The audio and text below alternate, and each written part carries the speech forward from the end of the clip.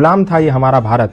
उस समय अमेरिका से एक मिशनरी को भेजा गया, उसको भेजा गया कि जाओ भारत और जाकर के भारत को ईसाई राष्ट्र बनाओ। और वो 21-22 साल का नौजवान था जिसका नाम था सैमुअल इवान स्टॉक। ईसाई राष्ट्र का मिशन देकर के उसको भेजा गया। वो भारत आया, भारत में शिमला गया, वहां पर उसने एक तरफ से लोगों को ईसाई बनाना प्रारंभ कर दिया। जब धीरे धीरे काम चलने लगा तो अचानक से हिमाचल में प्लेग की बीमारी फैल गई। जैसे आज कोरोना की बीमारी फैल गई, ठीक उसी प्रकार प्लेग की बीमारी भी छुआछूत की बीमारी थी। लोग अपने परिजनों को छोड़ छोड़ करके भागने लगे। जैसे घर में किसी को प्लेग हो गया तो घर में छोड़ करके चले गए। तो ऐसे ही जब देखा सैमुअल इवान स्टॉक ने कि जब ऐसी परिस्थिति पैदा हो गई कि लोग अपने परिजनों को छोड़ छोड़ करके भागने लगे, उस समय वहां पर एक समाज सेवी थे जिनका नाम था पंडित रूलियाराम। वो पंडित रूलियाराम निस्वार्थ भाव से ऐसे लावारिस पड़े लोगों की सेवा कर रहे थे। तो सैमुअल इवान स्टॉक ने देखा कि पंडित रूलियाराम एक खाट के पास हैं जहां पर एक वृद्ध आदमी को लेटा हुआ है और वो प्लेग के मारे तड़प रहा है और उसके गले में एक गिल्टी हो गई है जिसके मारे उसको तड़पन हो रही है।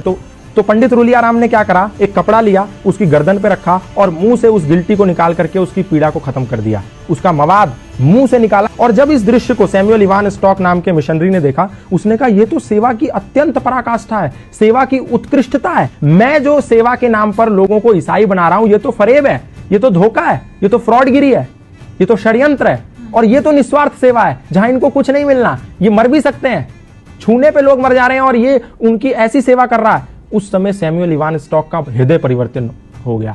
तो उनने पंडित रूलियाराम से कहा, सैमुअल इवान स्टॉक ने, कि ये क्या सिद्धांत है, कौन से ऐसे सिद्धांत हैं जिसके चलते आपके अंदर इतनी तन्मयता, इतनी तल्लीनता है लोगों की समाज की सेवा के प्रति। तो पंडित रूलियाराम ने कहा, ये सनातन धर्म के सार्वभौमिक सिद्धांत हैं जो हमें मानवतावाद का उपदेश देते हैं और मैं वही कर रहा हूं।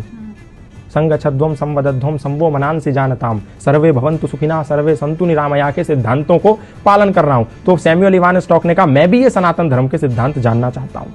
तो सैमुअल इवान स्टॉक को पंडित रूलियाराम ने सत्यार्थ प्रकाश दिया, द लाइट ऑफ ट्रुथ नाम की एक पुस्तक दी। बोला तुम ये पढ़ो और तुम्हें सनातन धर्म का पूरा सारांश पता चल जाएगा कि सनातन है क्या। सैमुअल इवान स्टॉक ने उस पुस्तक का अध्ययन किया। अध्ययन करने के बाद ऐसा हृदय परिवर्तन हो गया कि आया तो था वो भारत को ईसाई राष्ट्र बनाने, वो भारत को आजाद कराने की लड़ाई में कूद पड़ा। और जब वो लड़ाई में कूद पड़ा तो अंग्रेजों ने उसको जेल में बंद कर दिया। जेल में बंद कर दिया तो उसकी मुलाकात लाला लाजपत राय से हुई। जेल से निकल के आने के बाद उसने पंडित रूलियाराम से मिला और बोला कि मैं अब सनातन धर्मी बनना चाहता हूं और मैं अपना नाम भी, क्योंकि आपने जो मुझे सत्यार्थ प्रकाश दी थी, द लाइट ऑफ ट्रुथ, उसको पढ़ने के बाद मेरा हृदय सनातन की और श्रद्धा से भर गया है। तो मैं नाम भी अपना उसी सत्यार्थ प्रकाश से अभिप्रेरित होकर रखना चाहता हूं। अपना नाम सत्यानंद रखना चाहता हूं। और वो व्यक्ति सत्यानंद आर्य सन्यासी बन गया और भारत में रहकर के मृत्यु पर्यंत सनातन धर्म का प्रचार करता रहा। आप सोच के देखिए कि एक व्यक्ति जिसको भारत को ईसाई मुल्क बनाने के लिए भेजा गया था, लोगों के साथ छल कपट करके, वो व्यक्ति सनातन धर्म का प्रचारक बन गया।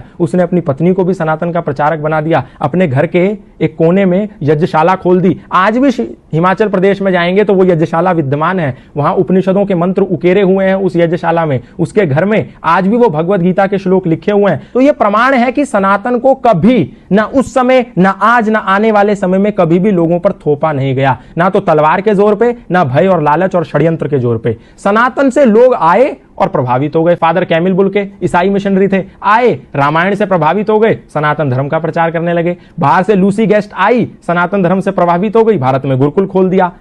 स्टैनफोर्ड की एक महिला आई, भारत में आके गंगा के पास बैठी, साध्वी भगवती सरस्वती बन गई। एक व्यक्ति स्विट्जरलैंड से पैदल भारत आ गया, 4 साल 18 मुल्क पैदा करते हुए। कोई गया था उसके कंधे पर बंदूक रखने और उसका नाम हो गया बैन बाबा।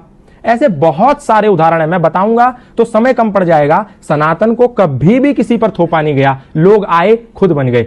मौलाना महबूब अली खुद पंडित महेंद्रपाल आर्य बन गए। खूब सारे मौलाना, मतलब इमाम मस्जिद के, खुद सनातन धर्मी बन गए। हमने किसी को जोर नहीं दिया, किसी को जबरदस्ती नहीं करी, लोग आए और बन गए। तो इसमें हमारी क्या गलती है?